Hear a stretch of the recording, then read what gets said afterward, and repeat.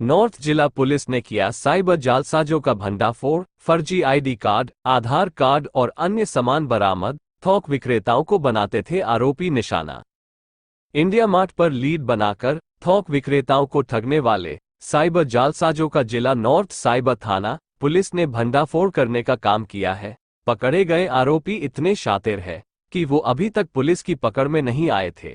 पकड़े गए आरोपियों की पहचान नूर मोहम्मद निवासी निहाल विहार, धर्मवीर चड्डा निवासी निरंकारी कॉलोनी और मनीष निवासी सागरपुर के रूप के हुई है, जो कि एक निजी बैंक में सेल्स मैनेजर के पद पर काम करता था।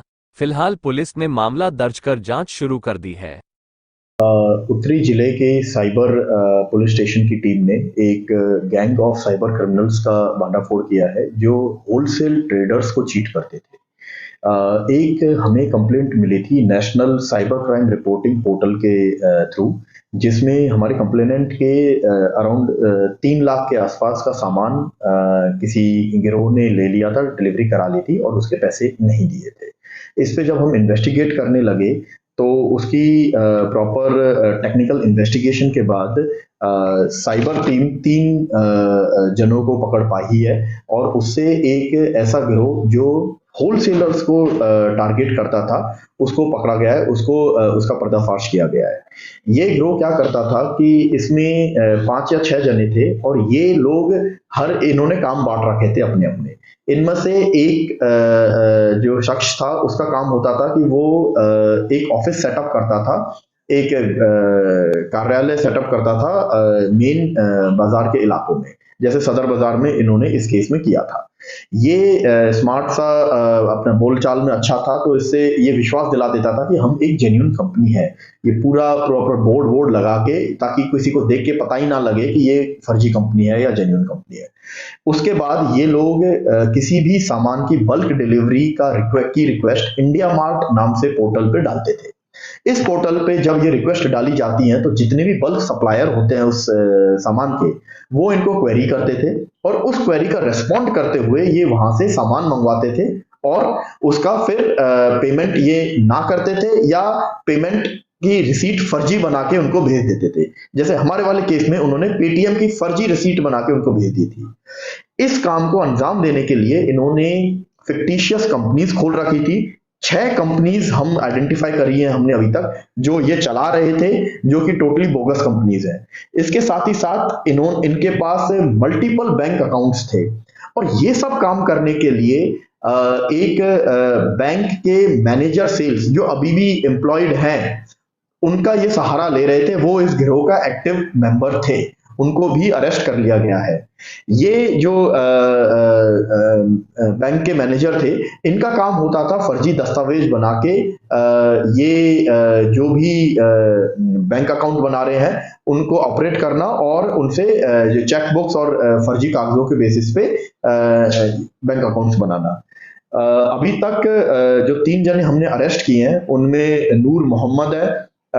ये अपना नाम बहुत अलग अलग नामों से पहचाना जाता था। इसका नाम alias Firoz, alias Arun Gupta, alias Rishabh Upadhyay, alias Danny Chog, alias Rajesh Malhotra, alias Om Prakash, alias Shivraj, alias Goldie. तो ये हर जगह जहां ठगी करता था वहां अलग रूप में अलग तरीके से जाता था। हर नाम के ये अलग आईडी कार्ड थे इसके पास। हम अब तक 27 फर्जी आईडी कार्डों को रिकवर कर पाए हैं। साथ ही साथ 51 चेकबुक्स रिकवर कर पाए हैं जो ये यूज कर रहे थे। इस सामान को डिस्पोज करने के लिए इन्होंने एक अलग लड़के को रखा था जिसका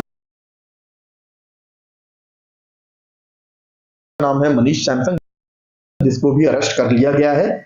ये इस सामान को डिस्पोज करता था और उसकी जो पेमेंट आती थी वो भी इन फर्जी बैंक अकाउंटों में आती थी, जिसको ये लोग साइफन ऑफ कर लेते थे। इनमें से किसी की पहले इन्वॉल्वमेंट नहीं है, ये पहले पकड़े ही नहीं गए हैं। जबकि हमने इनके बैंक अकाउंट्स को अभी तक की तफ्तीश में जो देखा है तो 1.63 करोड़ 1,63,00,000 रुपए तक की इन्होंने उसमें चीटिंग वाले ट्रांजैक्शंस कर चुके हैं ये ऑलरेडी।